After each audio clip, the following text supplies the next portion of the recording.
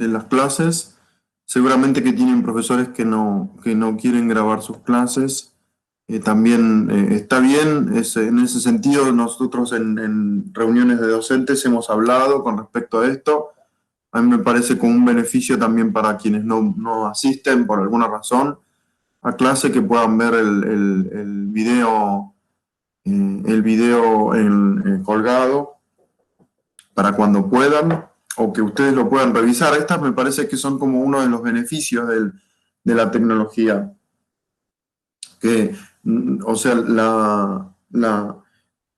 eh, me parece que es un concepto que se llama ubicuidad, o sea, que lo sincrónico también sea asincrónico.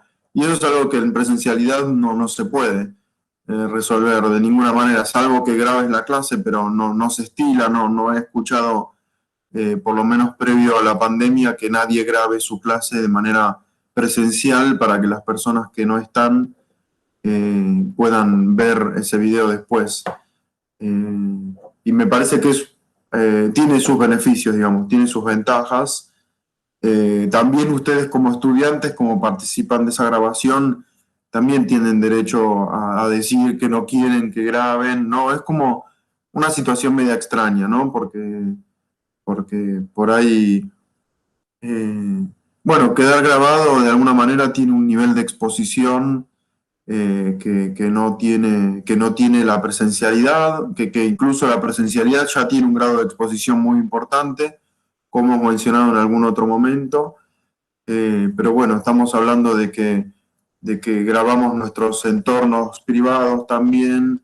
Entonces ustedes como estudiantes me parece que también tienen el derecho de decir si quieren que una parte, que la clase se grabe o no se grabe, más que nada que no se grabe o que no salga esa parte, porque, bueno, porque es su cara, es su entorno familiar, su entorno privado. Me parece que esas son cuestiones que todavía no están muy conversadas dentro de la cuestión de las clases virtuales, pero bueno, me parece que también son parte de esta cuestión.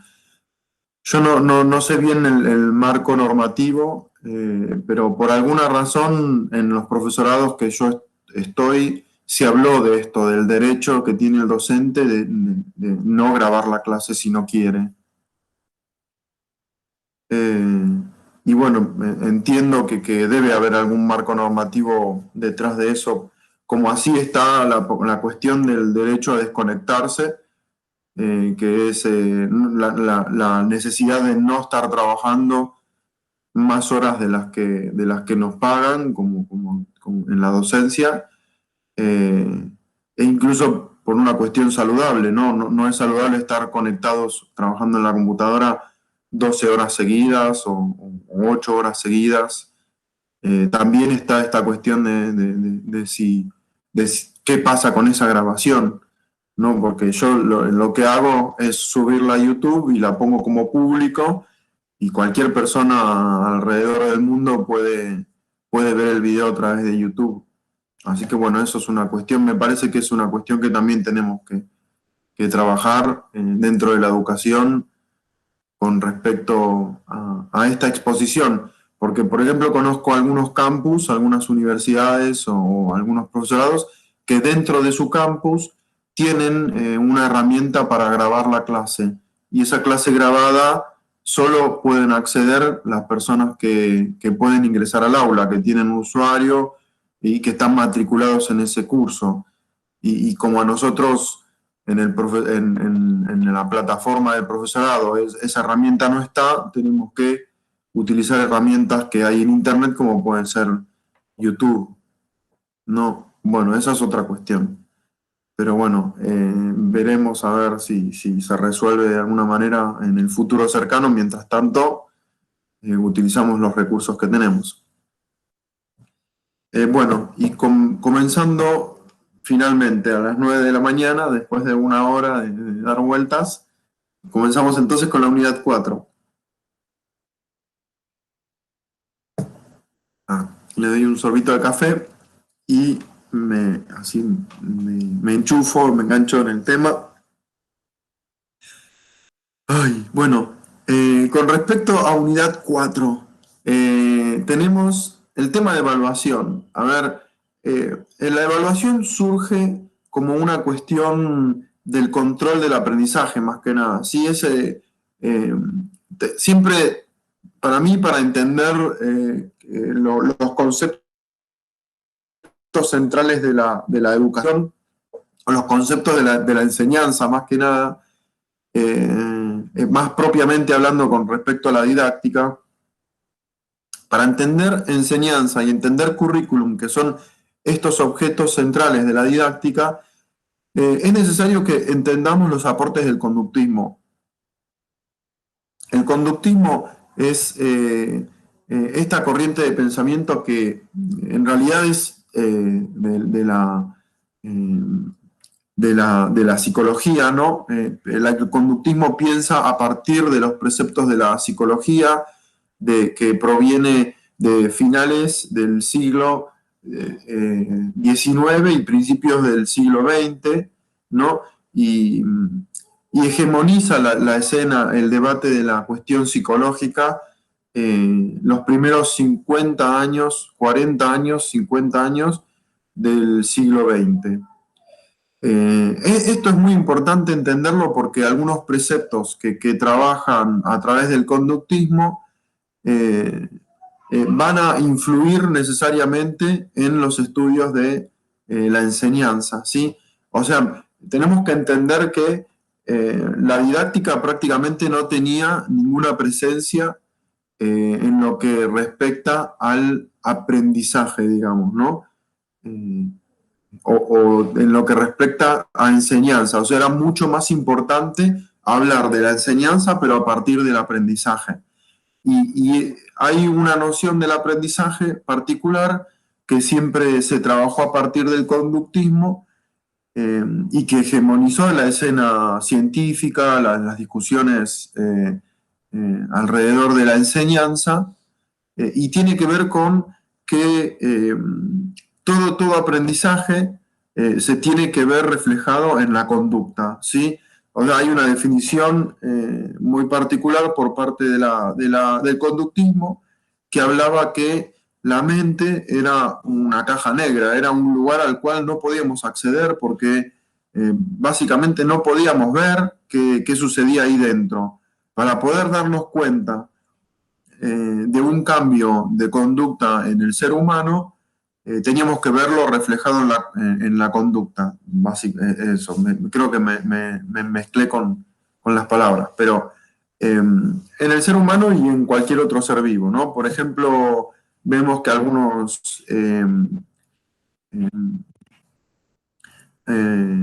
experimentos famosos tienen que ver con algunos animalitos pobrecitos. Tenemos los sapos y los perros de Pavlov, y tenemos las palomas de Skinner más cercano en el tiempo y en un país que empezó a hegemonizar la escena en varios ámbitos, que es Estados Unidos. Estos dos referentes basaban mucho de sus teorías en lo que podían recolectar estudiando sobre animalitos. Entonces, ¿qué lugar tiene la evaluación con respecto a estos conceptos, ¿sí? A estos estudios? Y en principio podemos entender que la evaluación dentro de la educación es como un elemento casi natural dentro de estas reflexiones filosóficas, ¿sí? Más que nada teniendo en cuenta de que la evaluación es aquello que nos permite ver un cambio de conducta en las personas, ver si un aprendizaje finalmente se terminó de realizar. No sé si me explico hasta este punto. Entonces, ¿qué fue pasando a lo largo del tiempo? Empezó a aparecer diferentes corrientes que empezaron a pelearle la escena del debate científico al conductismo, al positivismo, más que nada. El conductismo es el positivismo, digamos, el conductismo es la corriente de pensamiento psicológico dentro del positivismo que abarcaba más, era multidisciplinar y abarcaba más dentro de la ciencia. Entonces, más que nada, la corriente filosófica de la cual se basaba el conductismo. Entonces tenemos cómo se refleja la práctica educativa de lo que promovía que sucediera en la institución escolar por parte del conductismo, cómo se reflejaba este lugar en el cual se debía comprobar lo que aprendía, se debía controlar el saber. Bueno, es a partir de la evaluación. Entonces, hay que entender a la evaluación desde ese punto de vista. Es el objetivo que tiene la evaluación dentro del aprendizaje, es lo que está referido con el control del saber.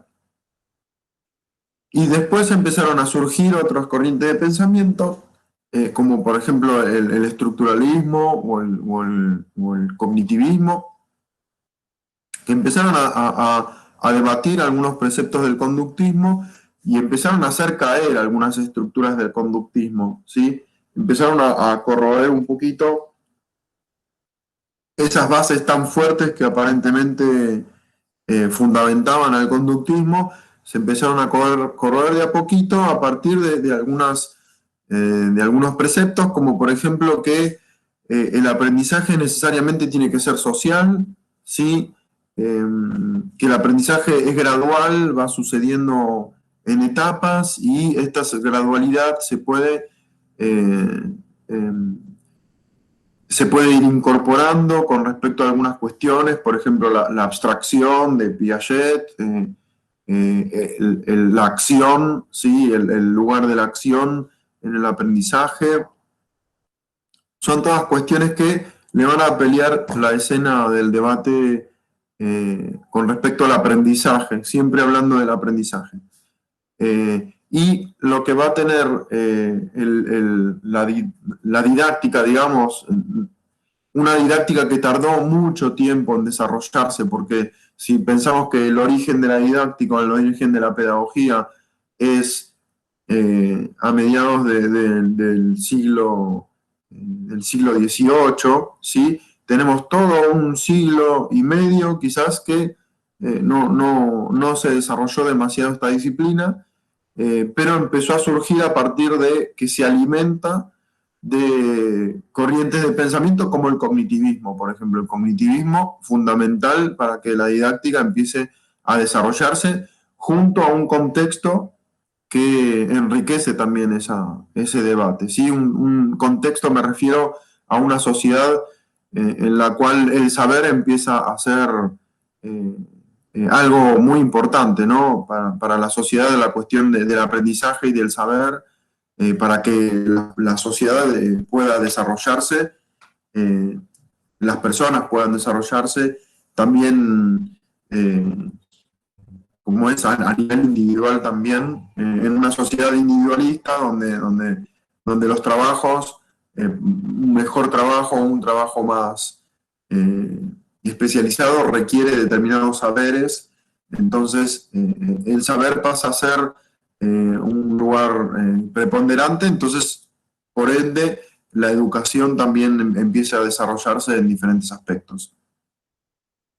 Estamos hablando de los últimos 40, 50 años, no mucho más. Entonces, ¿qué pasa con todas estas herramientas conceptuales que le empiezan a ganar terreno al conductismo? Bueno, tenemos una institución escolar mucho más especializada, profesionalizada, con un lugar mucho más preponderante en la sociedad, y algunos elementos que se suman, que le van ganando lugar, por ejemplo, a algunos aportes del conductismo que tienen que ver con el rol preponderante o el rol central del docente como ejecutor, digamos, de una propuesta educativa,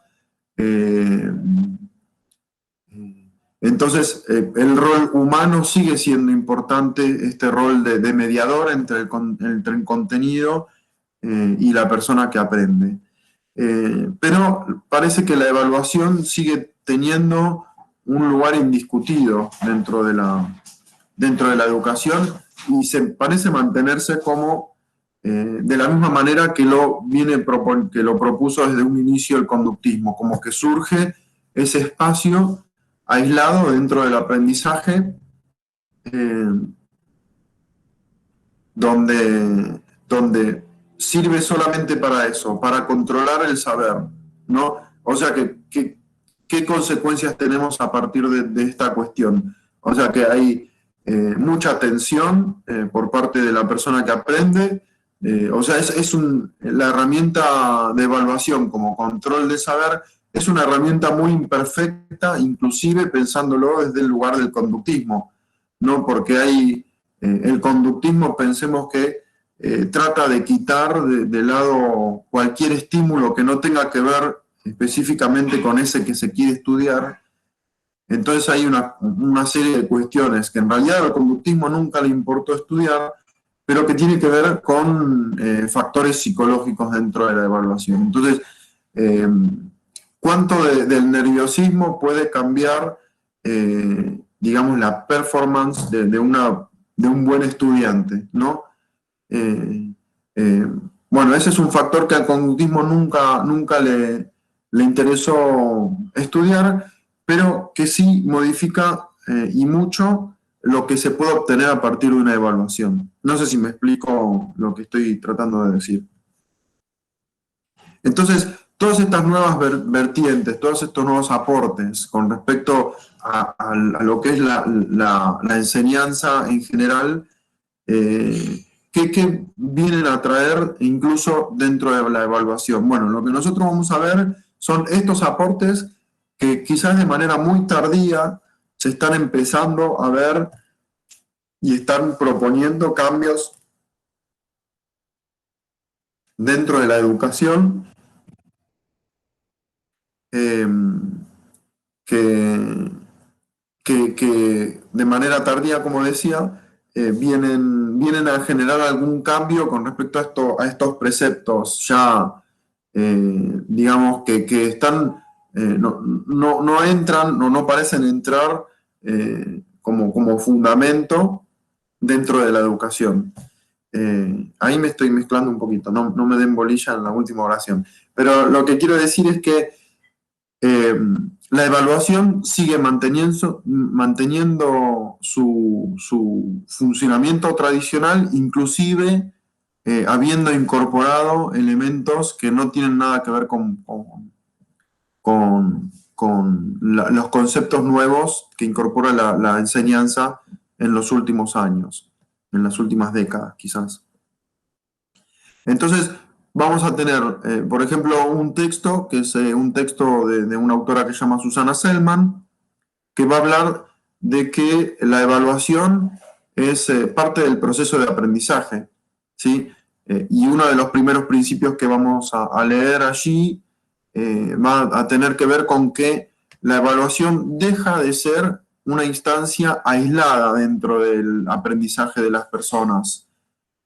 Tiene que necesariamente, si nosotros queremos que nuestra evaluación modifique algunas cuestiones tradicionales con respecto a la herencia conductista, tenemos que entender que la evaluación no es ni un punto culmine dentro del proceso de aprendizaje, ni es una instancia aislada dentro del proceso de aprendizaje. Son dos elementos que claramente rompen con la idea de la evaluación dentro de la propuesta educativa que heredamos de alguna manera con el conductismo, ¿sí? ¿Qué quiere decir que no sea aislada? En principio, que tiene que tener coherencia con el resto de la propuesta educativa, ¿sí? Lo que va a decir Susanna Selman en su texto, y lo van a decir otras autoras también, es que la evaluación se tiene que pensar desde el momento de la planificación. O sea, cuando nosotros planificamos una clase, no solamente estamos planificando qué vamos a hacer en el aula, qué contenido vamos a enseñar, sino que ya tenemos que tener resuelto en ese momento cómo vamos a evaluar esos contenidos y de qué manera lo vamos a hacer. Entonces, si nosotros ya pensamos que a la distancia lo estamos incorporando la evaluación dentro de la propuesta educativa, entonces ese momento del aprendizaje, ese momento de la enseñanza, va a formar parte necesariamente y va a tener un grado de coherencia que no según las críticas del cognitivismo, no venía teniendo si nosotros seguimos haciendo o incorporando la evaluación como se hace tradicionalmente.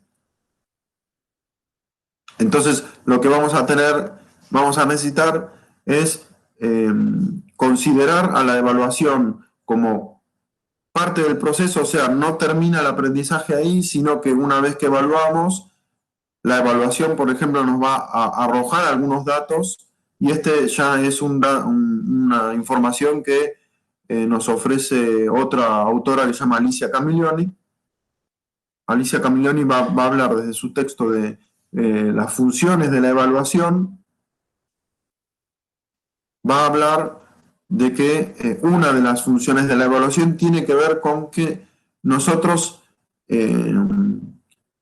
vamos a hacer una lectura de los resultados que nos arroje la evaluación, ya resuelta por parte de nuestros estudiantes. ¿Sí?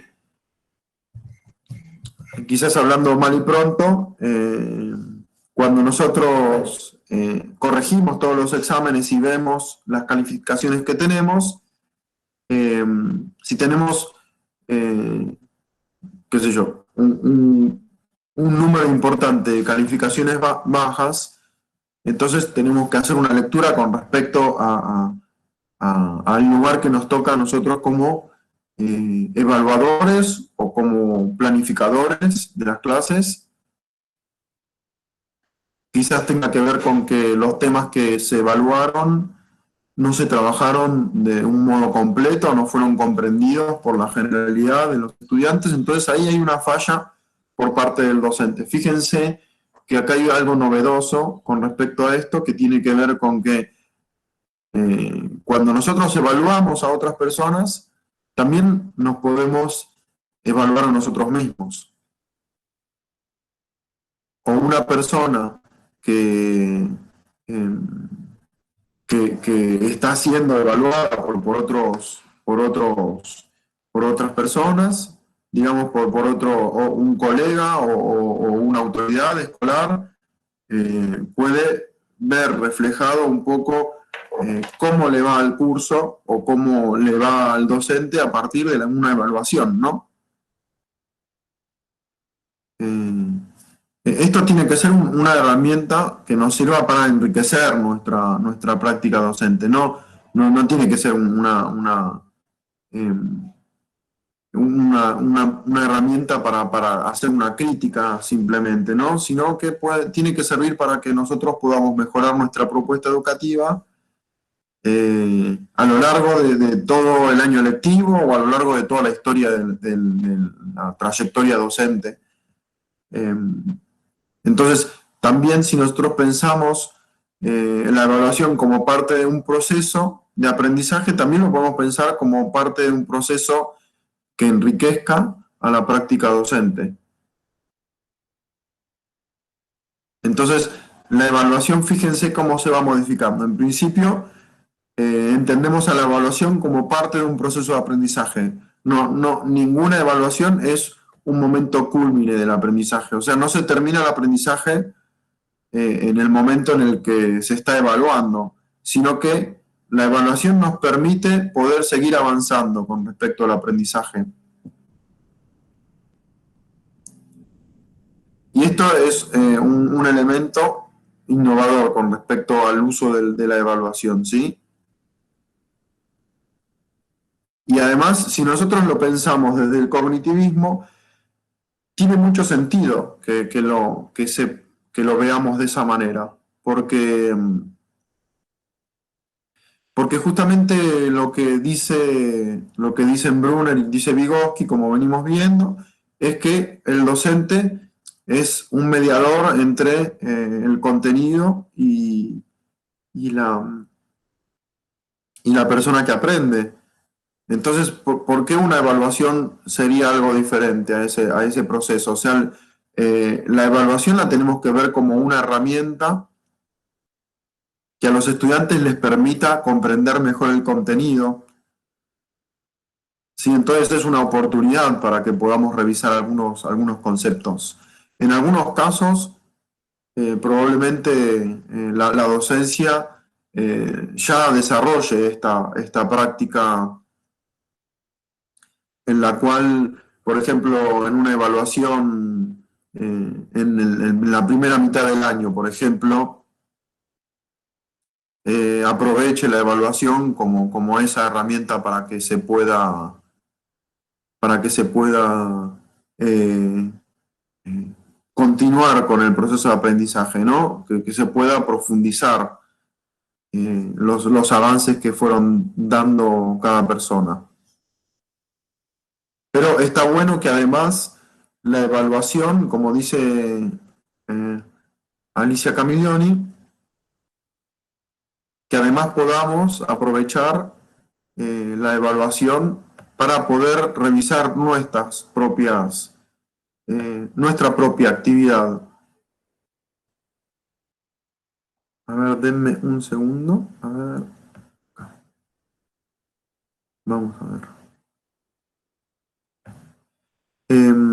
Lo que dice Alicia Camillioni, entonces, va a tener que ver con que eh, va a hablar de 4 funciones de la evaluación. Y solamente una de las funciones que va a mencionar Alicia Camillioni, porque Alicia Camillioni es una didacta, entonces ella va a hablar de lo que le respecta a la enseñanza. No sé si se dice respecta, pero lo que le ocupa a la didáctica. Entonces va a decir que una sola de las funciones de la evaluación tiene que ver eh, con la... Ay, perdón, me trabé un poquito.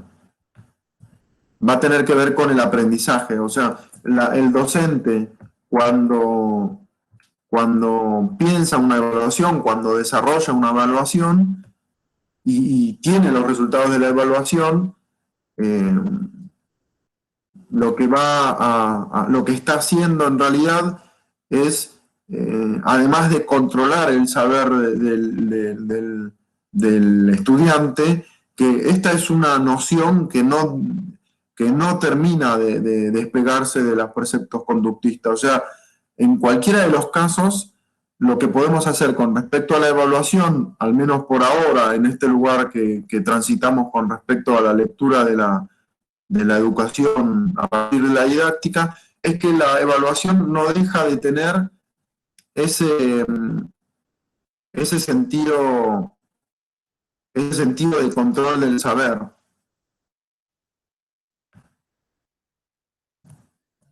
Pero lo que va a incorporar son otros elementos que tienen que ver con el lugar del docente. A ver, perdonen, ¿eh? Mira, me estoy distrayendo con otra cosa. Denme un segundo que ya lo resuelvo y un segundo nomás.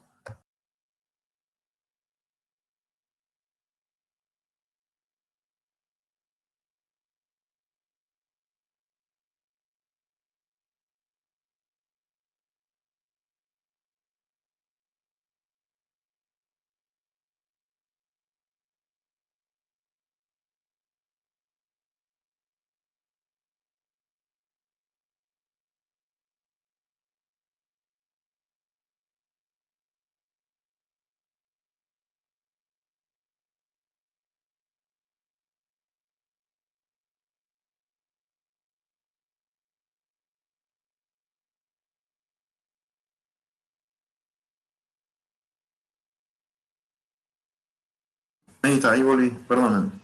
Me estaba distrayendo con algo y estaba hablando, estaba diciendo cualquier cosa. No, no estaba diciendo cualquier cosa, pero de forma entrecortada. Pero bueno, lo que estoy tratando de decir, que ahora lo voy a decir mejor. Borremos lo de hace 5 minutos atrás. Lo que está queriendo decir Alicia Camiglioni con respecto a su noción de las funciones de la evaluación es que la evaluación no deja de tener esa función original, esa función fundamental que es el control del saber, ¿no? Por supuesto que ese control del saber no va a ser de la misma manera que lo propuso históricamente el conductismo, sino que si los procesos de enseñanza se vieron modificados con aportes de otras corrientes de pensamiento, como puede ser el escolanovismo o el paidocentrismo, donde el estudiante tiene más participación, ¿no? Si nosotros, por ejemplo, vemos una evaluación bien conductista, que por ejemplo es una noción, un tipo de evaluación moderna, la cuestión del multiple choice o de los exámenes de opción múltiple, donde se promueve poco el desarrollo intelectual del estudiante. O sea, el multiple choice es un ejemplo perfecto de cómo la herencia conductista sigue presente dentro de educación. O sea, hay poca producción por parte del estudiante, casi nada de cuestión de visión crítica o de proceso metacognitivo por parte del estudiante. O sea, el estudiante marca una casilla para, para dar cuenta si está entendiendo el tema que se viene trabajando de antes, ¿no? En multiple choice tenemos que pensarlo, o la evaluación en general tenemos que pensarlo siempre dentro de un contexto de aprendizaje. Entonces, el multiple choice es este ejemplo en donde la persona marca una casilla y nada más, y eso tiene que ver con la evaluación. Entonces, si solamente es multiple choice, efectivamente lo que estamos desarrollando es esta herencia bien conductista de control del saber, a ver qué sabe la persona esta. Pero como herramienta de evaluación sigue siendo imperfecta, porque no estamos teniendo en cuenta, a ver, de 4 opciones, tenemos un 15% de suerte, o sea, la persona puede marcar una opción y pegarle de suerte, entonces eso no está reflejando que la persona sepa, ¿no? Entonces sigue siendo imperfecta la evaluación desde los conceptos del conductismo. Pero si nosotros contextualizamos la evaluación dentro de un contexto más amigable, de un proceso de evaluación más cognitivista, donde se tienen en cuenta las necesidades del estudiante, se dieron clases previas y se piensa la evaluación como herramienta de control del saber dentro de un contexto más cognitivista, digamos, donde en la evaluación también se están pensando consignas similares a las cuales se trabajaron durante la clase. Entonces tenemos una herramienta de control del saber, pero con elementos que pueden favorecer al pensamiento crítico, ¿sí? Y eso es un elemento que la herramienta tradicional no está teniendo en cuenta. Entonces, lo que va a incorporar Alicia Camiglioni tiene que ver con que esta función del control del saber siempre va a estar presente, pero además se van a sumar otras 3 funciones que tienen que ver con la autoevaluación por parte del docente. Que esto no necesariamente lo tienen que hacer los docentes, pero que Alicia Camiglioni recomienda que tengamos en cuenta para poder seguir avanzando y tener, por ejemplo, dictar mejores clases, planificar de mejor manera todo todo el trayecto educativo que tengamos para planificar, y que además pensemos mejores herramientas de evaluación en función de lo que necesitan los estudiantes y de lo que el docente quiere o pretende por parte de los estudiantes, ¿sí? Teniendo en cuenta estos componentes de la evaluación, pensar una herramienta de evaluación dentro de un proceso de aprendizaje. Lo que tenemos que tener en cuenta es que lo que queremos que suceda en la evaluación tiene que tener que ver con los objetivos de la planificación, ¿sí? O sea, nosotros a través de la evaluación tenemos que lograr que los estudiantes resuelvan en función de los objetivos que se propone el docente. Bueno, además de esta función del control del saber, lo que propone Alicia Camiloni es que a partir de la evaluación nosotros nos autoevaluamos como docentes, como enseñantes, o sea, que la evaluación, que a través de la evaluación nosotros veamos reflejado nuestra práctica en el aula, ¿sí? Por ejemplo, si yo tengo resultados que no me esperaba dentro de la evaluación y creo que la herramienta de evaluación está bien confeccionada, sí que se evaluaron saberes que los estudiantes tuvieron oportunidad de practicar durante el dictado de clase, y además lo tuve en cuenta dentro de la planificación en general.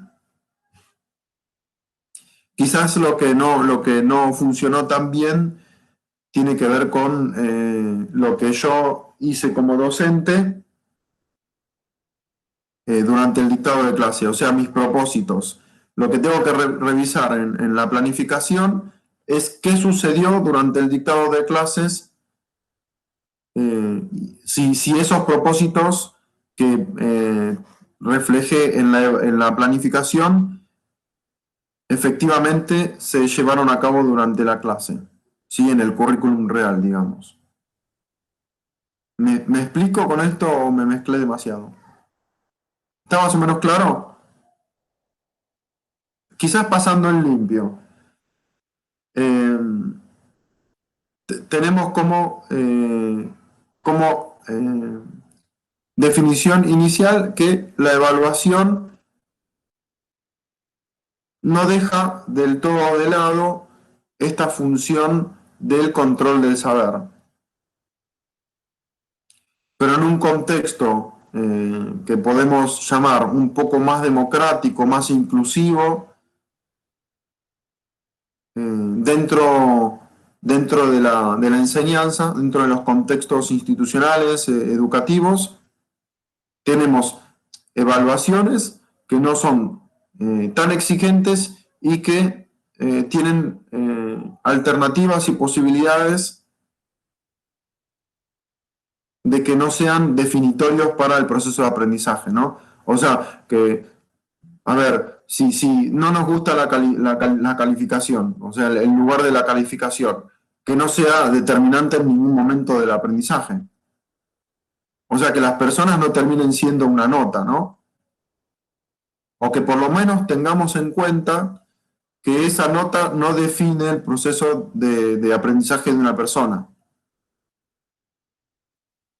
O que podamos transmitirlo a nuestros estudiantes también, ¿no?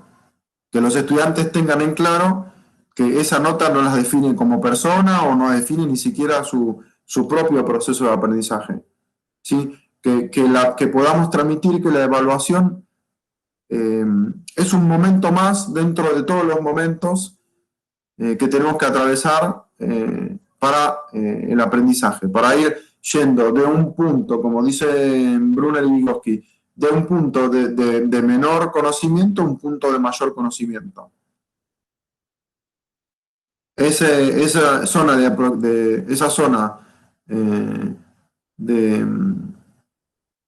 desarrollo próximo se va renovando a cada rato, ¿sí? Cuando la persona a ver, pongámonos dentro del lugar de la planificación. Si dentro de mis objetivos como docente, tal estudiante o tal grupo de estudiantes lograron alcanzar ese objetivo, yo puedo renovar esa zona de desarrollo próximo.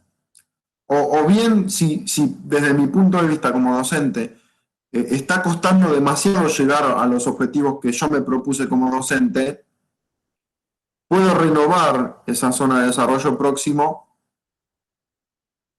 y plantearla de otra manera, en cualquier momento del proceso de aprendizaje. Y la evaluación puede ser un elemento clave para que yo me dé cuenta de que necesito renovar esa zona de desarrollo próximo, necesito modificar o adecuar la planificación para que el aprendizaje sea significativo, sea una experiencia más amigable también, que no esté plagada de tensiones y que eso no obstaculice el acceso al aprendizaje por parte de los estudiantes. Entonces, fíjense que la evaluación empieza a tener como otra serie de carácter, otra serie de funciones que no tienen solamente que ver con, no solamente tienen que ver con ese lugar de control del saber. ¿Se entiende más o menos en dónde engancha la cuestión de la evaluación como parte del proceso de aprendizaje? ¿Sí? Les veo las caruchis de aburrides y aburridas, de aburrido. ¿Es muy aburrido este tema o les parece interesante? ¿O es concentración? Me imagino que es concentración, entonces. También sueño, me parece que es. Ah, sí, el sueño. El sueño es un gran obstaculizador. Nos tendrían que dar pastillas antes de empezar las clases que nos despierten así. A mí me parece que voy pensando todo el tiempo como momentos de evaluación en los que estuve o como que en realidad se evalúa en todo momento y la nota de una nota no dice nada en realidad. Sí, sí, sí. Exactamente. Para mí, todos, a ver, dentro de los aportes de la didáctica, dentro de los pensadores de la didáctica, como que no terminan de salir, como que quizás como buena intención, está bueno pensar que la atención que incorpora un momento de evaluación no es bueno para el proceso de aprendizaje, al menos de la generalidad. Porque, bueno, en diferentes instancias me ha pasado que me encontré con que quizás está tan incorporado en lugar de la evaluación que por parte de los estudiantes reclaman este momento como momento clave, ¿no? Por más que genere tensión. Y hay personas que hay personas o hay procesos cognitivos, digámoslo de esta manera, que les favorece tener una instancia de corte, ¿no? En la cual decir, bueno, hasta acá me doy cuenta que estoy aprendiendo, que voy en buena línea. Y la evaluación o la calificación es un buen indicador, también un buen autoindicador como dentro del proceso de aprendizaje propio, un buen indicador metacognitivo, digámoslo de esa manera, ¿no? Ese momento en el cual yo tengo determinada nota me indica si voy por buen camino o no voy por buen camino. Entonces, a veces el estudiante o el lugar del estudiante reclama esa instancia. Muchas veces he tenido propuestas en las cuales no había evaluación, pero a ver, ¿qué pasa? El contexto educativo nos reclama que haya una calificación al final del cuatrimestre. Entonces también es justo que la persona que está atravesando su proceso de aprendizaje tenga una idea a lo largo del cuatrimestre de qué nota finalmente va a tener. No está bueno que solamente al final del cuatrimestre se entere de qué nota va a tener. Entonces, ven que con respecto a propuestas innovadoras dentro de educación, que puedan innovar con respecto al lugar de la evaluación y al lugar de la calificación, a veces se topan con este currículum teórico, ¿no? Con lo que nos enmarca el currículum o la norma, digamos, ¿no? El diseño curricular. El diseño curricular en la institución nos exige que al final del cuatrimestre las personas tengan una nota, una calificación. En la mayoría de las materias, ¿no? Porque hay espacios académicos que tienen otra idea y por ahí con un aprobado o un desaprobado basta. Pero bueno, si nosotros revisamos la historia de la educación, también vemos que hubieron diferentes intentos. Por ejemplo, en primaria, en mi primaria, yo atravesé esos momentos en los cuales se hicieron intentos que no hubiera una nota valorativa, sino que hubiera un sobresaliente, un aprobado, regular. O sea, fíjense, el regular, o no sé cuál sería la nota, cuál era la nota peor a regular, pero también encasillan, estereotipan, ¿no? Son elementos que terminan estereotipando o encasillando a los estudiantes, como un estudiante regular. Refleja algo horrible, ¿no? ¿Y regular en base a qué? Porque en realidad lo que importa es, acá Lucía dice, aún no satisfactorio, claro, era una de las, aún no satisfactorio, o sea, está en proceso. Y sí, de alguna manera todos estamos en proceso constante, ¿no? Constantemente estamos en proceso. La pregunta es, ¿en proceso a qué? ¿No? ¿Cuáles son los objetivos? Y cuáles son los elementos que nosotros utilizamos para calificar o para encasillar a personas en determinado lugar, ¿no? Porque además también está el debate con respecto a qué habilidades evalúa. Fíjense que cuando nosotros decimos currículum, una de las definiciones tiene que ver con que seleccionamos algunos elementos y dejamos afuera otros elementos de la cultura, ¿no? O sea, se trata de un consenso social en el cual decimos, bueno, estos elementos de la cultura son importantes para que sean transmitidos a través de la institución escolar, o sea, es esta institución privilegiada a través de la cual los sujetos reproducen la cultura, ¿no? Y también hacemos lo mismo con la evaluación, o sea, cuando nosotros decidimos determinados recursos para evaluar o determinada metodología para evaluar, estamos evaluando habilidades que no necesariamente tienen que ver con el contenido, ¿no? Dando un ejemplo sencillo. Si yo armo una herramienta de evaluación en la cual la habilidad principal tiene que ver con el desarrollo de la escritura, a las personas que les va a ir mejor es a las personas que tienen más habilidad para poder transmitir lo que tienen para transmitir de forma escrita. Si una persona no tiene una buena evaluación o no tiene tan buenos recursos como otras personas en su mismo nivel de desarrollo escrito, entonces no va a tener la misma posibilidad de transmitir lo que sabe a partir de esa habilidad. Mariana quiere decir algo, a ver, escuchémosla. No, y pensaba que si entonces no es válido que sea mucho más subjetiva la nota y pensar, bueno, esta persona tiene mucha facilidad con la escritura, se va a sacar tal nota, esta persona que tiene dificultad hizo algo suficiente y también puede sacarse una re buena nota porque se nota como la evolución de, como eso, que se evalúe, no como con un resultado, esperando un resultado final, sino evaluándolo, mirando al alumno, digamos. Claro, igual es re difícil porque tocan un montón de cosas emotivas y no afectivas.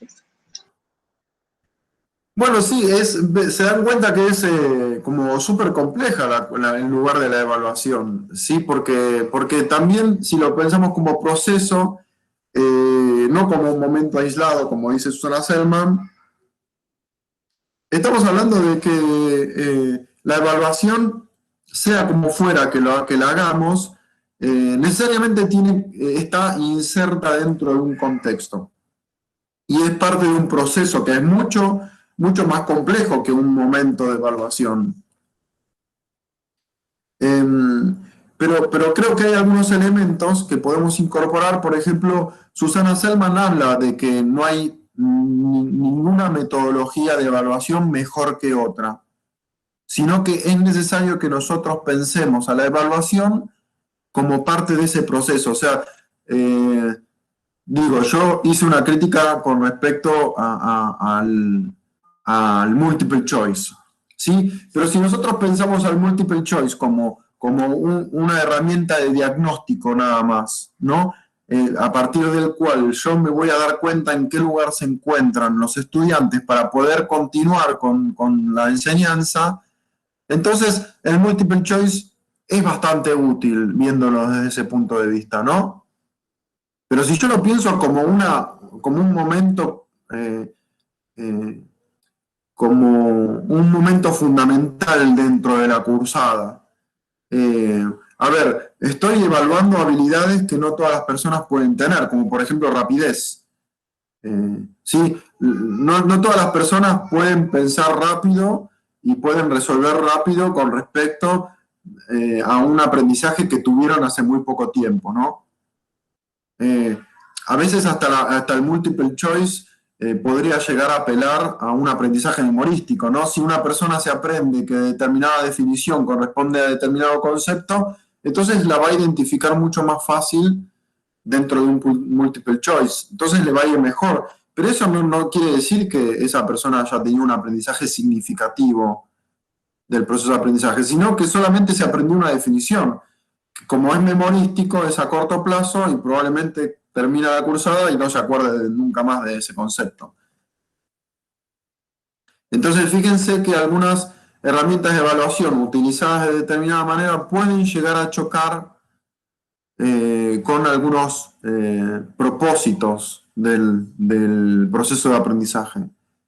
Y Susana Selman también habla de...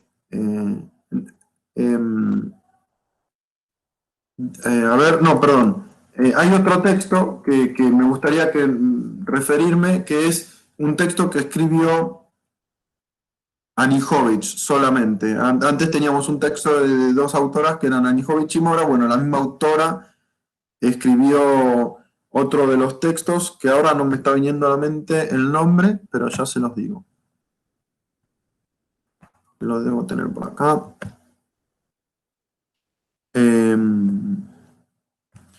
Con respecto a lo que decía Mariana, es interesante porque si nosotros incorporamos elementos como la devolución, ¿sí? Esto que se llama feedback ahora, una devolución elaborada por parte del docente para que el estudiante sepa cómo puede mejorar su comprensión con respecto al contenido o su habilidad con respecto al contenido. Sí, una introducción a la enseñanza para la diversidad.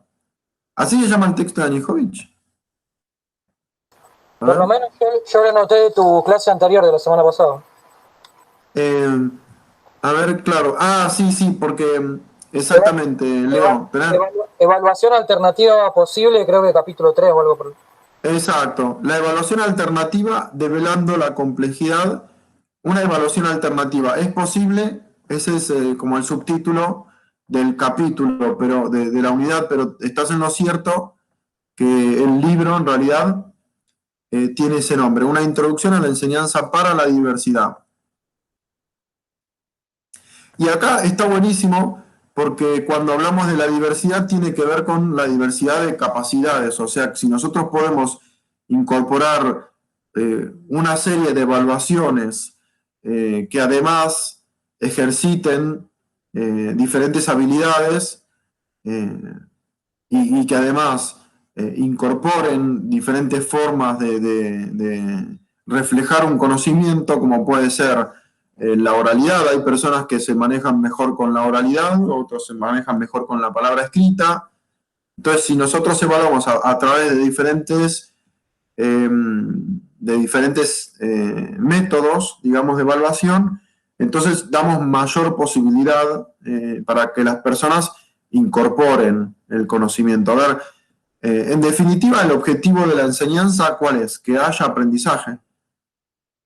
El objetivo no es que las personas puedan reflejar lo que aprendieron. Está bueno que que no nos olvidemos nunca de esto. Que puede ser que haya personas que confundan el objetivo de la enseñanza con respecto con respecto a la performance, y lo digo a propósito, a la performance del estudiante. No, bueno, el estudiante tuvo determinada performance. Su performance tiene que ver con una calificación. Este es un alumno 10. ¿Por qué? Porque se sacó determinada nota, o se saca, en la generalidad se saca de estas notas en todas las materias. ¿Qué refleja eso? No sabemos muy bien. Pero esto, fíjense que es muy importante para la educación en general, ¿no? Que a ver qué nota tuvo este alumno, bueno, sacó tal nota, entonces clasificamos a esta persona con respecto a las notas que se saca. Y esto creo que es un producto, sí, a ver, Leo. No, digo, sin ir más lejos, en el ingreso a la docencia, creo que cuando te puntúan la calificación te da más puntos, creo. El ingreso a la docencia sí, tiene, en realidad, sí, es una cuestión súper compleja, pero los puntos que vos obtenés para acceder a determinado cargo tienen que ver con una serie de elementos. El elemento de mayor peso es el de antigüedad. Y bueno, y esa es una cuestión a debatir, porque no sé, bueno, las personas que tienen antigüedad, lo más probable es que estén en su cargo y no se sigan presentando a lugares. Entonces, por ahí no compitamos con personas que tengan mucha antigüedad, pero nos encontramos con una persona que tiene mucha antigüedad y no tenemos ninguna posibilidad. Digamos, a ver, el proceso de selección para ingresar a cargos docentes tiene que ver con un proceso histórico. Es lo más democrático que podemos tener. Valorémoslo. Pero bueno, también podemos criticarlo, digo. Hay elementos que son súper injustos y dan poca posibilidad, dan poca oportunidad. Eso es verdad.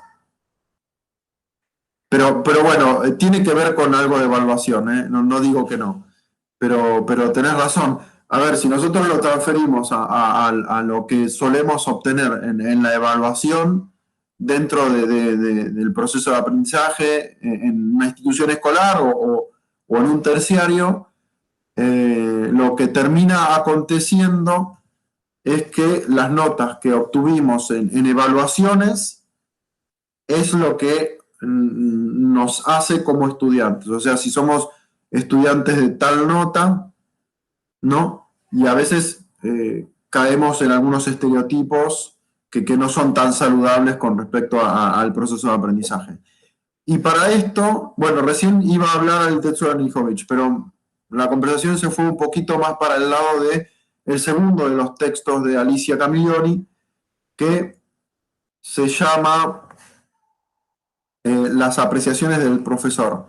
Que este texto yo quiero que ustedes lo lean como leen un cuento, ¿sí? Muy relajados, ¿sí? Que lo tomen, dejen este texto para el final, cuando están en un momento de distensión, y como leen un cuento que les gusta, un cuento de Cortázar, donde se dejan llevar, hacen la plancha y se dejan llevar por la corriente que nos propone el autor. Estamos flotando en ese océano de palabras y nos dejamos llevar. Déjense llevar por el texto de Alicia Camiglioni. ¿Por qué lo digo? Porque el texto de Alicia Camiglioni está bueno de leer, pero hace tanta cantidad de clasificaciones, ¿no? Define estas clasificaciones con un grado de precisión bueno, no quiero transmitirles mi propia percepción del texto. A mí me encanta el texto este y me encanta la autora, pero este texto puede llegar a marear con respecto a la precisión de cada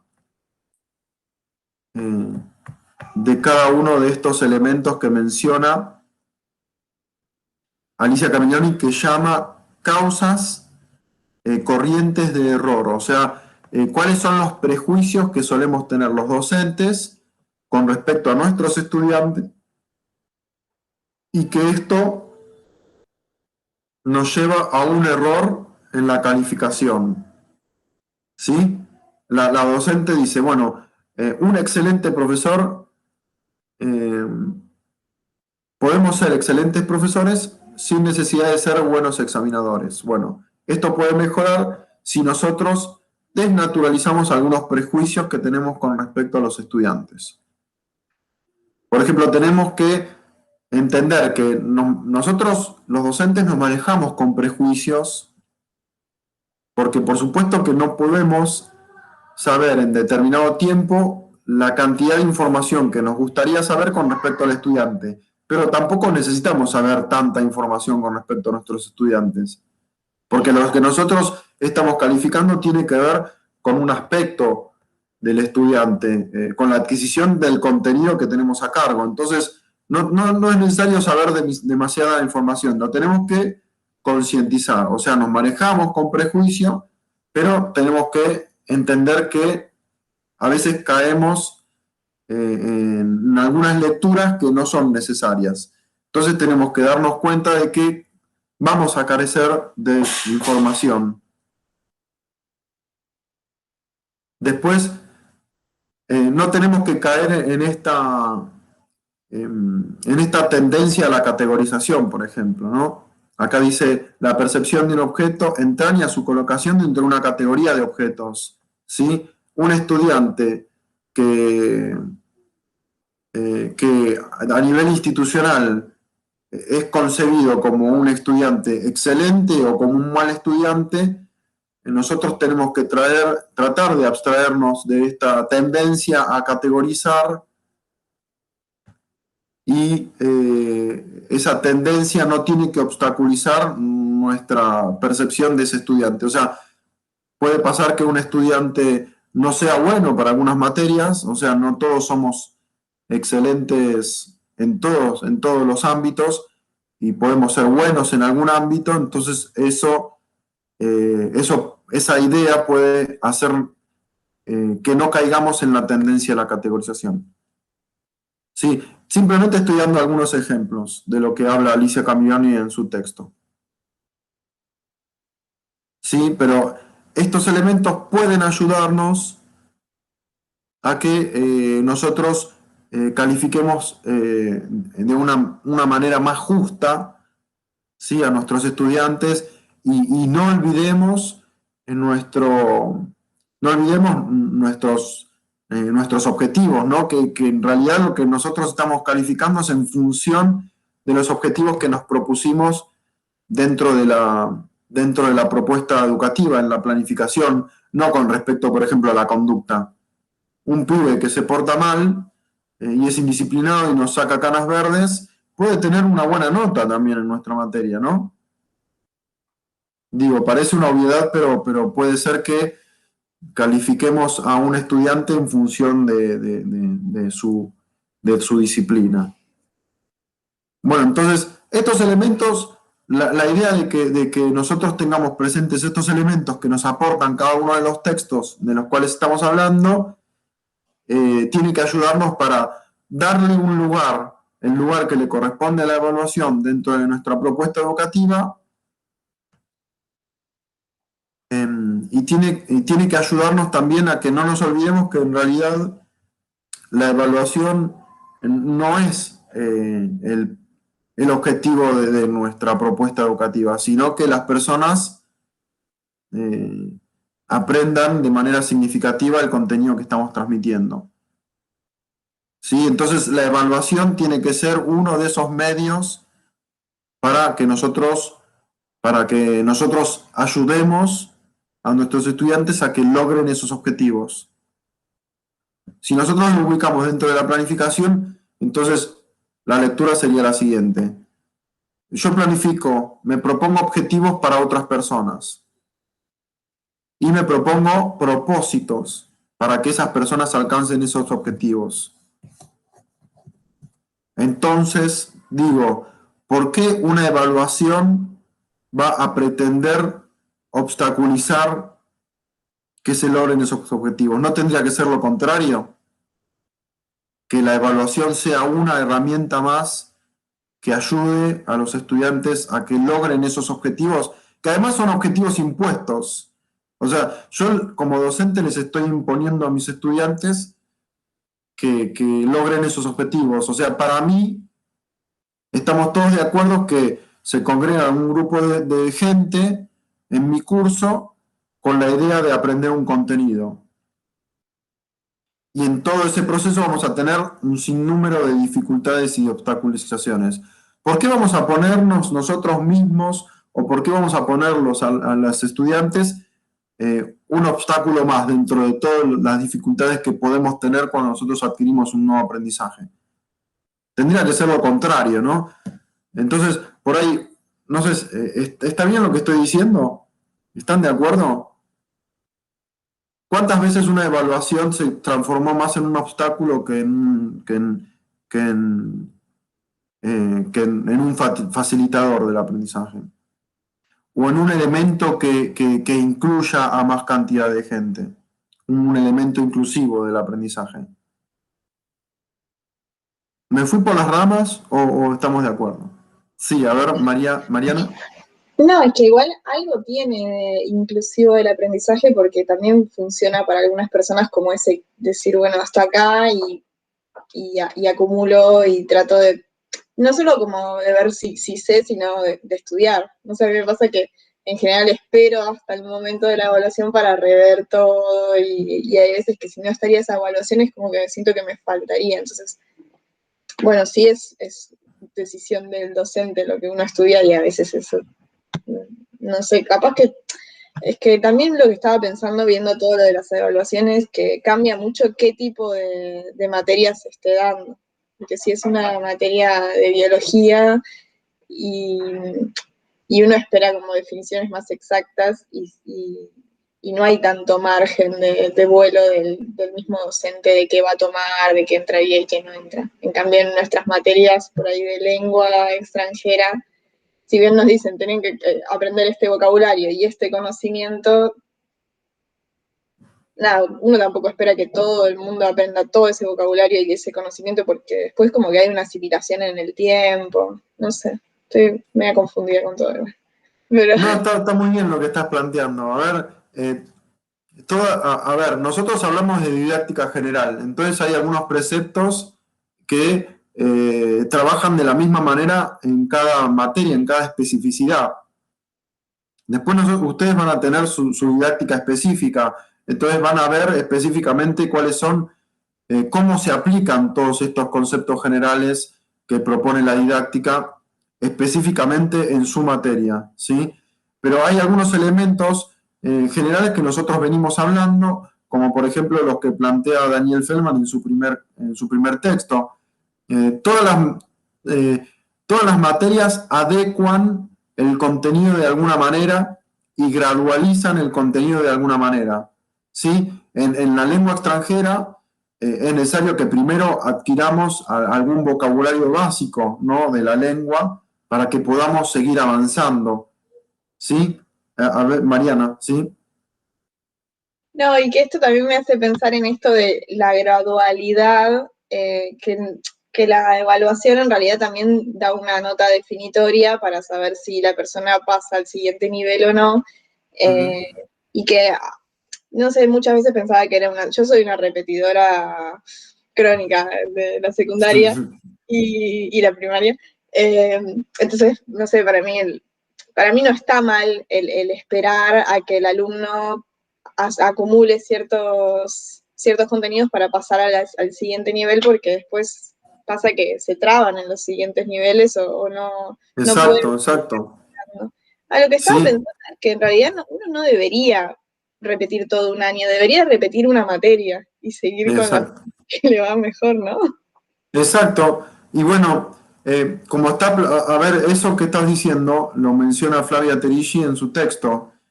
Cuando nosotros hablamos de cuáles son los elementos que están naturalizados dentro de la propuesta educativa y generan determinado nivel de obstaculización al punto de que la persona se sienta excluida o no pueda continuar con sus estudios, entonces lo que hay que trabajar ahí es cómo resolver esa problemática. A ver, tradicionalmente lo que sucedió con la educación es que la visión tradicional es que la persona se tiene que adecuar a la propuesta educativa. Y fíjense que de aquella noción, hoy en día pasamos a que la propuesta educativa tiene que hacer los esfuerzos para adecuarse a las personas. ¿Sí? Ese paradigma se llama el paradigma de la inclusión. Y este paradigma de la inclusión tiene su influencia en todos los elementos de la propuesta educativa, inclusive en la evaluación, como estamos hablando ahora nosotros. Si nosotros queremos hacer una propuesta pedagógica inclusiva, tenemos que pensar formas de evaluar que además incorporen diferentes habilidades, no solamente la memorística, por ejemplo, ¿no? O sea, una evaluación que apela solo a lo memorístico es una evaluación imperfecta, digamos, en el sentido del control del saber. ¿No? Porque una persona pudo haber entendido el concepto, pero no puede transmitirlo a partir de una definición exclusiva. No, hasta me pregunto si una persona que tiene la capacidad de hacer una definición perfecta del concepto entendió el contexto en el cual se instaura ese concepto. Es por eso que la educación está incorporando mucho la idea de la problematización de los conceptos, ¿no? Esto que hablaban Anijovic y Mora en su texto de las preguntas, o sea, las preguntas que tienen que ver con las preguntas de orden cognitivo superior requieren que nosotros no solamente definamos un concepto, sino que lo pongamos, que lo problematicemos, ¿no? Que lo pongamos en acción. No se trata de la mera abstracción, ¿no? Y si profundizo un poquito más, vamos a ver que esto está muy en línea con está muy en línea con las nociones de Brunner, que habla al final del texto de Basabe. Esta idea de currículum en espiral tiene que ver con que siempre tiene que haber presencia de un poco, primero que el eje que atraviesa ese currículum espiral tiene que ver con una línea de saberes y que esa espiral que va yendo y viniendo, siempre a partir del eje del saber, pasa por un estadio de teoría y después por un estadio de práctica, ¿no? Y esa espiral se va complejizando, por eso está esta metáfora de la espiral, ¿no? Porque la cuestión espiralada va en aumento. Entonces vamos incorporando más conocimientos y poniéndolos en práctica. Sí, Mariana. Y el otro ejemplo que no terminé de entender es como que sería como que mostrar todo y después ir al detalle, que no me acuerdo cómo era el circular, uno que era como un zoom, ¿no? Como que uno muestra todo y después... En alguno de los textos que tenemos nosotros. Sí, también al lado de ese concepto del conocimiento lineal, el conocimiento espiralado, y el otro era como algo más circular, ¿no? Pero entendí algo así, ¿no? Como, bueno, ahora no sé, no tengo los apuntes, pero como que uno también puede mostrar todo y después ir a hacer zoom a cada detalle sin necesidad de ir agregando más conocimiento. Yo tengo que es el de espiral, pero si por ahí sí lo podés ubicar en dónde está ese, o sea, entendería que lo circular eh, tiene que ver con que, no, o sea, circular vendría a ser como algo que se mantiene en en el mismo lugar, ¿no? Que no se mueve. En cambio, lo espiralado tiene que ver con que hay un conocimiento ascendente que reconoce un grado de evolución con respecto al acceso del contenido. Claro, sí era esto de la Quizás secuencia hay, concéntrica, entonces es como que no se mueve, pero sí que hay como que va y viene, y la espiralada entonces sí que va sumando más conocimiento. ahí está, exacto, eso. Eh, entonces, acá tenemos como que, fíjense que dentro de los aportes del cognitivismo, a partir del cual nosotros tratamos de entender la, la enseñanza, en lugar de la evaluación tiene este lugar más de proceso, ¿sí? Y que ese proceso, ese contexto en el cual nosotros aprovechamos los beneficios, digamos, de la evaluación, tiene mucho que ver también en cómo nosotros venimos desplegando nuestro rol como docentes. Y como dice Mariana, también tiene mucho que ver con respecto al contenido que tenemos a cargo, ¿no? Las evaluaciones digamos, se adecuan y se acomodan mucho con respecto a a lo que el contenido permite. Por supuesto, preguntas que tienen que ver. Igualmente, bueno, quizás me cuesta dar ejemplos un poco porque esto tiene que ver mucho con la especificidad de cada materia, pero materias que tienen que ver más con la lógica pueden tener respuestas más determinantes, ¿no? O pueden llegar a respuestas más homogéneas. Por ejemplo, cuando decimos que en la matemática 2 más 2 puede ser que siempre sea 4.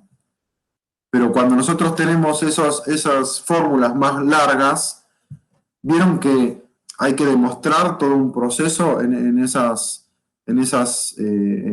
cuando la matemática se complejiza y están esas fórmulas que son un poco más largas, que tienen que ver con la lógica, no solamente hay que demostrar a qué resultado se llegó, sino que hay que demostrar todo un proceso. Entonces, eso me parece que tiene que ver también con que demostremos cómo llegamos a determinada conclusión, ¿no? Lo mismo con la enseñanza de la lengua extranjera, que nosotros tenemos que, no, a ver, no, el filling de blanks es un ejercicio eh, muy generalizado dentro de la enseñanza de la lengua extranjera, pero no es suficiente. O sea, la lengua extranjera hoy en día, incluso lo encontramos en los diseños curriculares, mucho de la enseñanza de la lengua extranjera tiene que estar ligado a la incorporación del contexto cultural de esa lengua extranjera. Entonces, es interesante esta visión porque para que nosotros podamos comprender el funcionamiento de una nueva lengua, es importante que comprendamos el contexto cultural en cual se desarrolla esa lengua. ¿Por qué? Porque la lengua extranjera tiene que ver y se construye en ese contexto cultural determinado. Entonces nos va a dar elementos para que nosotros comprendamos el funcionamiento de esa lengua. Entonces, fíjense a qué punto aportes del cognitivismo pueden llegar participar en diferentes materias, tanto en materias como matemática como en lengua extranjera.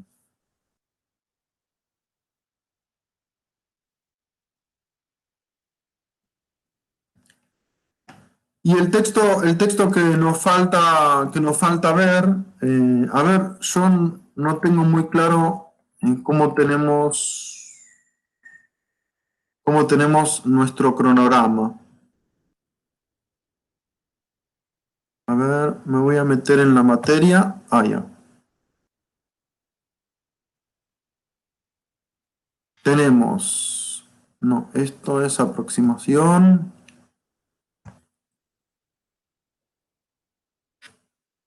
Tenemos que la clase que viene, que es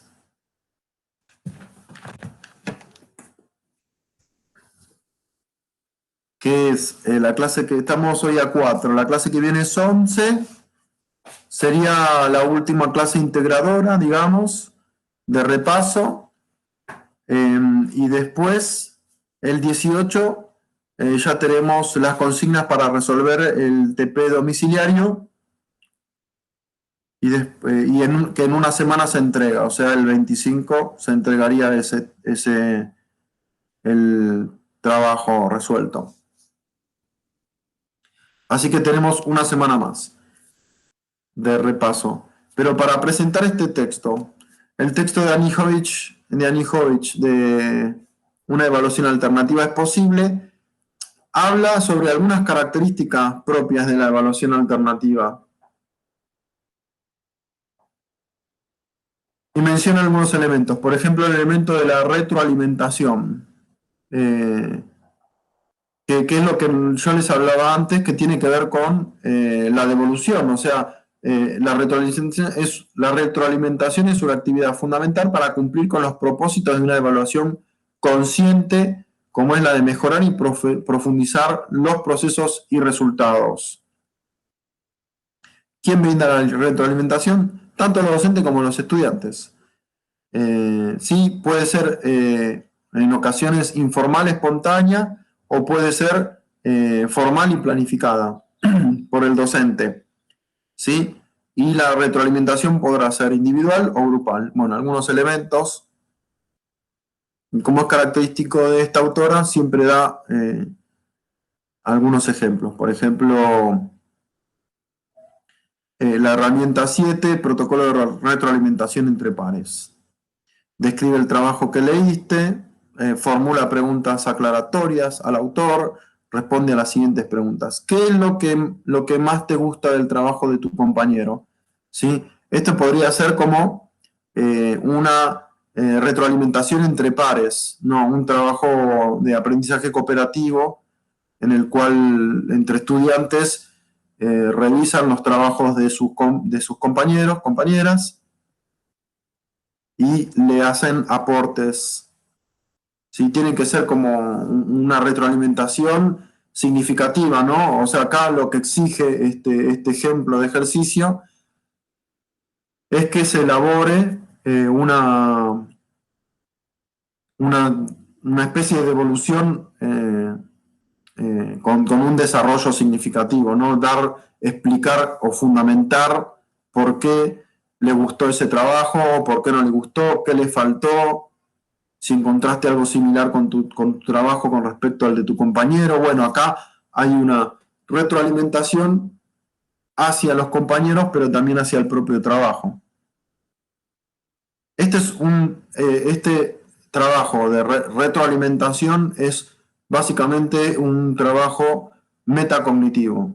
O sea, que el estudiante concientice su propio proceso de aprendizaje. Bueno, y acá habla también de la autoevaluación, que es una representación que el alumno se hace de sus propias capacidades y formas de aprender. Son todos, la autoevaluación pone en juego habilidades metacognitivas que le permiten al alumno o a la alumna reflexionar sobre los logros académicos, sobre sus logros académicos, promoviendo la autorregulación del aprendizaje. ¿Sí? Una coevaluación referida tanto a los procesos de evaluación compartidos por el profesor y el alumno, como aquellos en los que los alumnos evalúan a sus compañeros y compañeras. ¿Sí? Este tipo de estos elementos que los podemos incorporar de diferentes maneras, ¿sí? La retroalimentación puede ser a través de una devolución más elaborada por parte de las producciones de los estudiantes. Fíjense que esto se suma a diferentes componentes que pueden aportar, digamos, fundamentalmente a nuestra visión con respecto a la evaluación.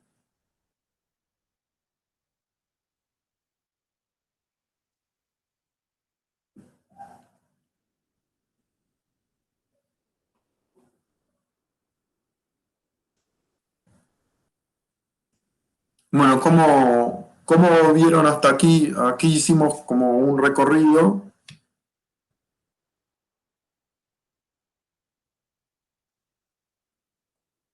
También integrando algunos elementos que no están necesariamente presentes en los textos, pero fuimos incorporando algunos elementos de otras unidades también, o fue la intención por lo menos de que lo hagamos así.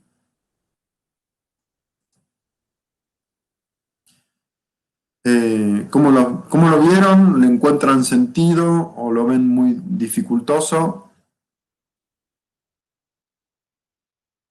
Qué lindo el cosito ese, Juliana. Yo lo veo bien, a mí me parece que está interesante y claro. ¿Sí? ¿Le encuentran sentido? Entra dentro de las piezas de este rompecabezas gigantes de la didáctica, o no encaja en ninguna parte. Sí, encaja. Sí, quizás eso, me quedo pensando en el más allá, qué pasa después de la evaluación y cuando termina la cursada, con cómo sigue, como que entiendo la evaluación y todo en el momento y el papel que nos toca a nosotros, pero qué pasa después con esos, o cómo podría cambiarse esto. Me gustó igual esto de pensar que en realidad la escuela debería ser como la universidad o los terciarios, que uno puede decidir qué materias hacer y por afinidad y ir dejando las más difíciles para el final, y que eso no implica volver a tener que recursar todas porque con unas está uno un poco mal. Eso pienso, no tiene tanto que ver, pero... No, está bien. Sí, me parece que está bueno lo que vos pensás, porque quizás estas nociones de evaluación tienen que ver con que den mayor espacio de autodeterminación por parte del estudiante. Y si nosotros pensamos que los contenidos o los procesos educativos llevan su tiempo, y además se pueden adecuar en diferentes edades y diferentes niveles, ese proceso, esa posibilidad de autodeterminación, digamos, o sea, siempre siguiendo una guía propuesta por el docente o por el lugar del rol del docente o la institución, permitan en cada nivel, en cada edad, a su manera, lograr mayor grado de autonomía, digamos, ¿no? Que en definitiva me parece que de alguna manera la búsqueda con respecto al logro en autonomía siempre está presente, ¿no? Pero quizás estos elementos que nos permiten reflexionar a partir del lugar de la evaluación nos dan una idea más generalizada con respecto a que podemos mejorar esa búsqueda de autonomía por parte de nuestros estudiantes. Y Brunner, por ejemplo, es interesante que Brunner es un autor que habla de manera generalizada con respecto a su propuesta educativa. No está hablando a algún nivel determinado. Esto significa que podríamos llegar a ver que esto se puede aplicar a cualquier nivel educativo o a cualquier edad. O sea, si el concepto básico o la frase más reconocida por parte de Brunner es que de forma seria y de forma... Brunner dice que los niños son pequeños científicos, ¿no? Y esa característica con respecto a la adquisición de la ciencia o el progreso de la ciencia tiene que ver con intentos, ¿no? Con intentos que van corroborando determinadas ideas previas o que van descartando ideas que no fueron exitosas, digamos, que no se aplican a la realidad. Entonces, lo que propone Brunner es que si cualquier nivel educativo adecua de determinada manera el contenido según el nivel o según la edad, podemos promover o podemos reflejar esa forma de adquisición de los conocimientos que tienen que ver con constantes intentos, constantes corroboraciones, constantes refutaciones de determinadas hipótesis de la manera mejor, más bien científica, ¿no? Sí, Mariana, ¿querías comentar algo más? Sí, no, y después también otra cosa que lo de la autoevaluación del docente, en realidad en estas, no sé, yo hablo con familiares que son docentes y que me cuentan que la bajada es no hacer que nadie repita y siempre aprobar y eso, y creo que eso se contradice con esto, o en realidad no, yo pienso que no, que en realidad uno tiene que llegar a ciertos contenidos para poder pasar de materia, no sé si de año porque pienso que no tendría que ser así, pero sí de materia, pero entonces lo que le da es mucha más responsabilidad, pero positiva al docente, de autoevaluarse y ver, bueno, qué está haciendo y que me parece que es como pensarse al docente, a ver qué estamos haciendo, qué podemos hacer, como un montón de presión, pero positiva, de ver, bueno, ya que sí o sí tienen que aprobar, bueno, veamos cómo hacer y qué estrategias para que de alguna manera lleguen a adquirir esos contenidos o habilidades, que me parece que es más importante que los contenidos. Sí, está buenísimo lo que decís. Quizás a veces, como vemos, a ver acá vos en tu intervención, como que me da la impresión de que hay presentes un montón de elementos de los que venimos hablando a través de la materia. Porque, por ejemplo, a ver, un marco normativo nuevo que tiene que ver, quizás la interpretación de un marco normativo nuevo tiene que ver con que, bueno, que pasen todos los que puedan, ¿no? Que la nota no sea un determinante y que pasen.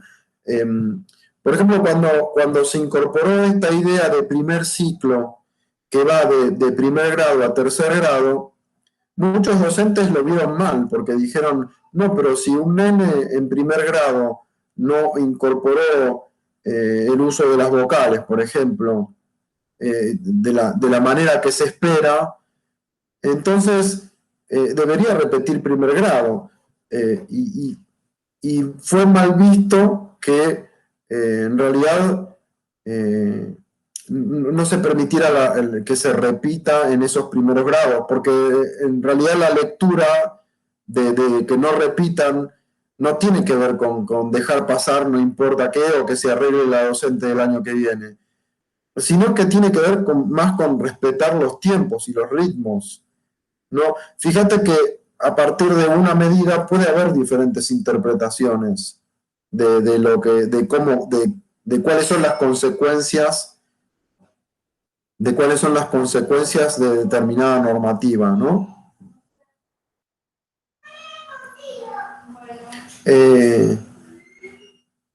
Entonces, se puede ver de manera peyorativa, digamos, la maestra de tercer grado decir, uy, yo me voy a tener que bancar todos estos pibes que pasaron igual y son unos brutos, lo digo de manera muy bestia. O puedo decir, bueno, me toca a mí, maestra de tercer grado, que ahora sí incorporen esos contenidos, habiendo tenido ya una experiencia educativa, ¿no? De 2 años de trabajo. Esto tiene que ver un poco con De Alba y un poco con Terici, ¿no? Terici dice, tenemos naturalizado que las personas tienen que adquirir determinada cantidad de contenidos en determinado tiempo. Ese tiempo se llama año lectivo. Y las personas tienen determinada edad, entonces tendrían que tener la capacidad de aprender determinados contenidos. Si no logran esos contenidos en ese tiempo, están fuera del sistema educativo. O sea, de manera... podemos tener esa lectura, ¿no? Que en realidad lo que sucede con la propuesta educativa anualizada o gradualizada como está vista ahora, en realidad lo que hace es excluir personas, ¿no? Pero también pasa que después, con los años, terminan quedando a veces excluidos igual porque, no sé, llegan a un tercer año sin poder comprender una consigna o empiezan un terciario sin poder entender un texto o analizarlo críticamente porque se fueron quedando en otros niveles de conocimiento. Algo así. Como que creo que la exclusión igual va a ser.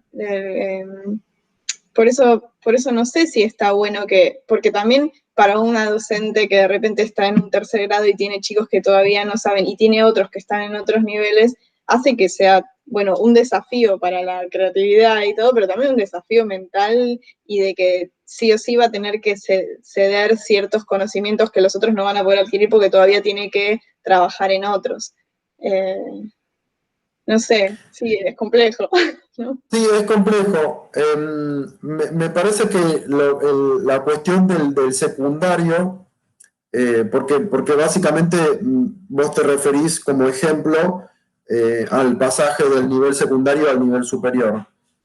Y es verdad que este pasaje es un problema para nuestra sociedad actual. O sea, por ejemplo, en la Argentina, básicamente, nos encontramos con esta situación en que la preparación que hay en secundario. ¿Qué pasa? ¿Qué pasa? Oh. Vení, vamos, sin que te lavo las manos. Bueno, vení. Está papá trabajando. ¿Qué querés? ¿Querés venir un poquito acá? Bueno. ¿O qué querés hacer? Bueno, dale, haz lo que quieras. Bueno, este pasaje de un nivel educativo a otro de mayor complejidad genera algunas dificultades. Se ve obstaculizado, digamos, ¿no? Y esto a veces, fíjense que un nivel culpa al otro, o sea, el nivel universitario o superior, los docentes de la parte de ingreso se quejan de que el secundario no preparó a los estudiantes para que ingresen a la universidad. Y lo que pasa es que ahí hay una confusión con respecto al objetivo de la secundaria. El objetivo histórico de la secundaria era preparar a los más aptos para que ingresen al nivel superior. Y ese objetivo se modificó. Hoy en día, el secundario sirve más para capacitar a las personas, para ingresar al ámbito laboral, al mercado laboral, al mercado de trabajo, que continuar sus estudios. Entonces, como sociedad no tenemos claro ese rol del secundario. Entonces, como consecuencia lo que sucede es que las personas no terminan siendo capacitadas para poder continuar sus estudios. O sea, tienen que apurarse en determinadas habilidades que requiere el nivel superior con respecto al nivel secundario. Gordy, lo que sí que te pido es que no grites. Me explico entonces, ahí la cuestión de, a ver, por ejemplo, en el nivel universitario se habla de que los ciclos de ingreso a las universidades son una forma de selección, o sea, es exclusion. Por ejemplo, en el mismo lenguas, acá en el lenguas tenemos el examen de ingreso. Y para algunos el examen de ingreso es una forma de mantener la calidad educativa y para otros es un filtro que no permite que ingresen algunas personas porque contienen determinadas habilidades. Bueno, es un debate. Hay un poco de verdad por parte de las dos visiones.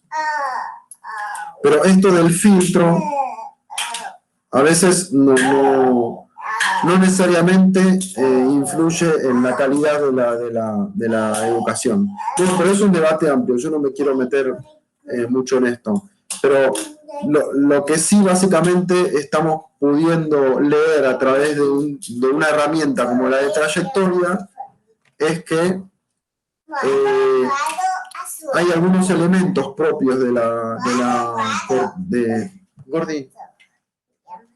Gordi, más bajito. Ahí está, gracias. Hay algunos elementos de la educación que tenemos naturalizados a tal punto que no los revisamos de manera crítica y que quizás esos elementos estén excluyendo a algunas personas.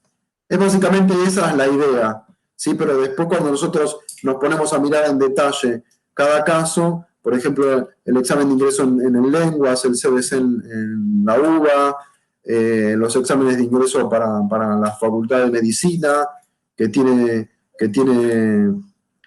mucha demanda, ¿no? Tienen diferentes funciones y no necesariamente tienen que ver con la calidad educativa, ¿no? A veces tiene que ver con que simplemente es necesario trabajar a partir de cupos, ¿no? Porque la capacidad de la institución no puede cubrir la demanda que se está tratando de incorporar, ¿no? O sea que hay diferentes elementos dentro de la... Pero volviendo a los textos que nosotros tenemos y a los niveles que a nosotros nos competen, muchas veces lo que nosotros buscamos es centrar la mirada en respetar los ritmos de aprendizaje de las personas. O sea, ¿qué pasa dentro de un mismo nivel? Por ejemplo, entre primer ciclo y segundo ciclo de la primaria. Y lo que en realidad debería estar ponderándose ahí es el respeto con respecto al ritmo de aprendizaje de las personas, ¿no? Que un niño, por ejemplo, no puede estar incorporando al ritmo que lo pretende el diseño curricular la cuestión de la abstracción.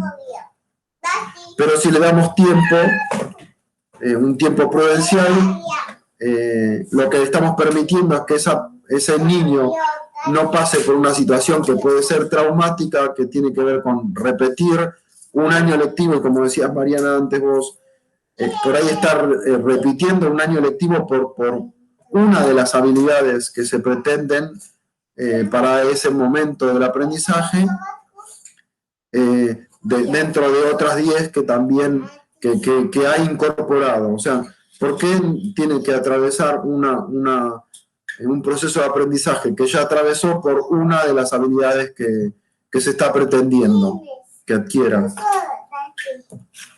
Claro, no, en realidad ahí lo que es importante es que todos los docentes tengan esa misma visión de paciencia, no sé si de paciencia, pero sí de respetar los tiempos de cada alumno, porque si llegas como un año tenés un profesor que te hace, y si llegas otro y te dice, no, si no sabes esto, como que cambiar todo un paradigma en general. Sí, son procesos que a nivel educativo se van generando una transformación, y que esta transformación no es generalizada, ¿no? Que también tiene que ver con el proceso creativo de cada docente. O sea, los docentes también incorporamos determinados elementos según los recursos que tenemos en ese momento. La ESI, por eso hablamos de la ESI como uno de los ejemplos. O sea, la concepción de lo integral de la sexualidad, quizás podemos estar de acuerdo en que responde de mejor manera a la realidad. La identidad sexual es algo heterogéneo, no es algo homogéneo como veníamos teniendo la concepción. Entonces, antes decíamos, bueno, lo generalizado es que la sexualidad sea heteronormada, ¿no? Entonces, tenemos personas que se relacionan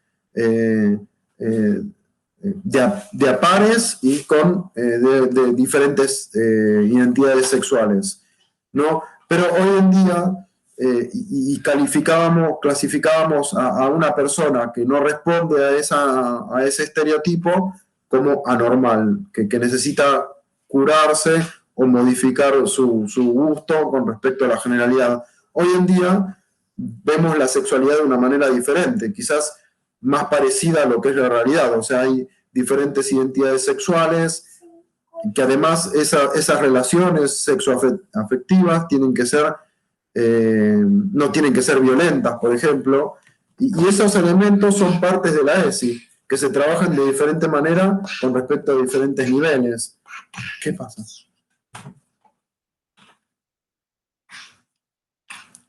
¿Cae? Bueno, cae. Y no todas las personas pensamos de esa manera, ¿no? O sea, vamos incorporando esa visión integral de la sexualidad. Antes, por ahí, para muchas personas todavía la cuestión de la sexualidad tiene mucho que ver con la forma del cuerpo, o sea, una mirada más biologicista, ¿no?, de la sexualidad. Y para que una persona incorpore una visión un poquito más integral de la sexualidad, que tiene que ver con la identidad sexual, y que esa identidad no necesariamente está relacionada con cómo es nuestro cuerpo y nuestra biología. Ay, mi amor.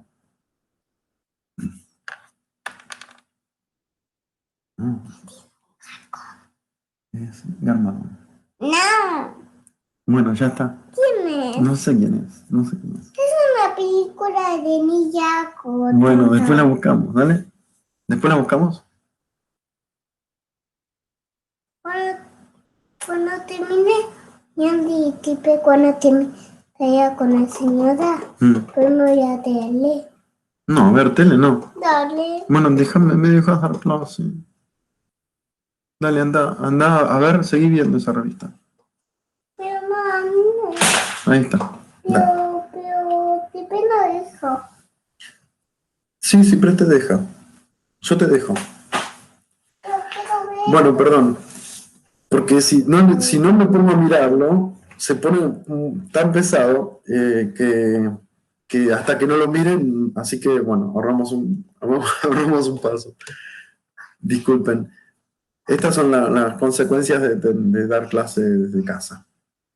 Entonces lo que estaba diciendo es que es muy difícil para algunas personas incorporar esta visión de la sexualidad de manera integral. Y por eso también tenemos tanta dificultad para que ESI se incorpore como se propone que se incorpore, ¿no? Porque requiere un esfuerzo, un refuerzo que tiene que ver con un montón de cuestiones personales, ¿no?, con respecto a la visión de la sexualidad. Y bueno, es un buen ejemplo con respecto a lo que hablábamos Mariana recién, que puede haber visiones que están más o formas de ejercer la docencia que están más relacionadas con lo que propone el conductismo, y esos son los recursos, o sea, la forma de ver que yo tengo con respecto a la docencia, y para que yo como docente incorpore novedades que tienen que ver con los aportes del cognitivismo, tiene que pasar algo, como por ejemplo una capacitación o algo por el estilo, y que además a mí como docente me convenza que esos aportes son mejores a los que yo vengo manejando como docente, que tienen que ver con preceptos conductistas. O sea, para que yo vea a la evaluación como parte del proceso de aprendizaje y no como un momento aislado, un momento cúlmine del aprendizaje, tiene que haber un proceso de aprendizaje por parte del docente, ¿no? Y tiene que modificarse esa visión.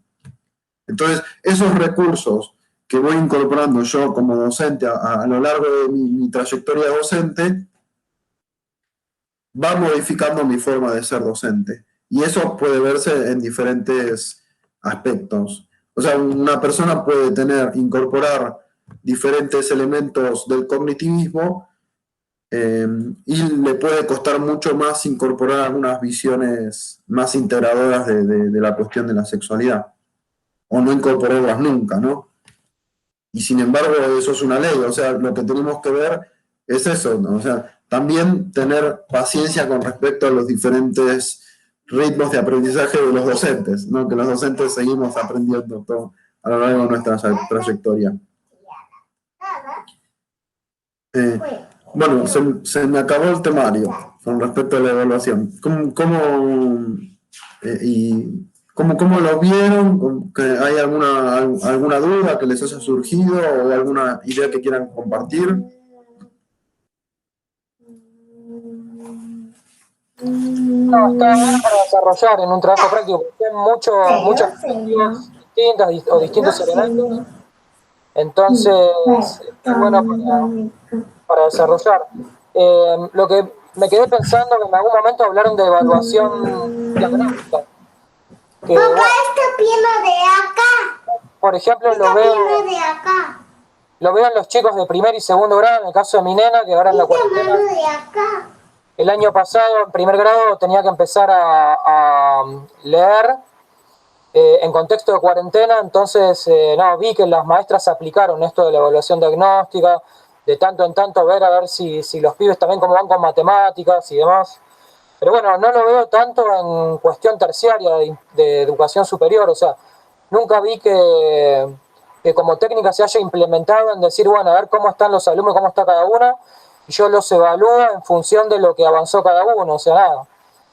Los parámetros para las evaluaciones son para todos igual. Entonces, digo, por ahí tiene más que ver con la enseñanza primaria, lo de la evaluación diagnóstica. A ver, la cuestión de la evaluación diagnóstica, sí, o sea, en diferentes contextos puede ser trabajado de diferente manera. Puede ser, como decís vos, Leo, que efectivamente que no se haga una evaluación diagnóstica puede querer decir que el docente o la docente no esté trabajando algunos elementos como tengan que ver con respecto a la adecuación del contenido, ¿no? En función de las necesidades del estudiante.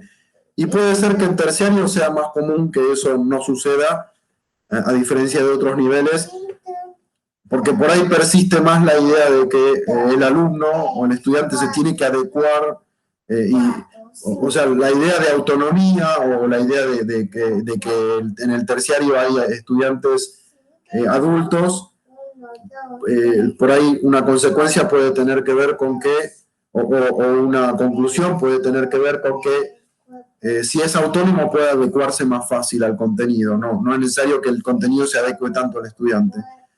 Y puede ser, no sé, puede ser una visión equivocada o no, depende también de cómo se dicte la materia. Pero con respecto a la educación, a la evaluación diagnóstica, como vemos en el texto de Anijovic, puede hacerse de una manera informal o puede hacerse de una manera formalizada. Puede ser que nosotros, en el lugar de estudiantes, no nos demos cuenta que el docente está haciendo un diagnóstico con respecto a los saberes previos, a nuestros saberes previos, ¿no? Como grupo.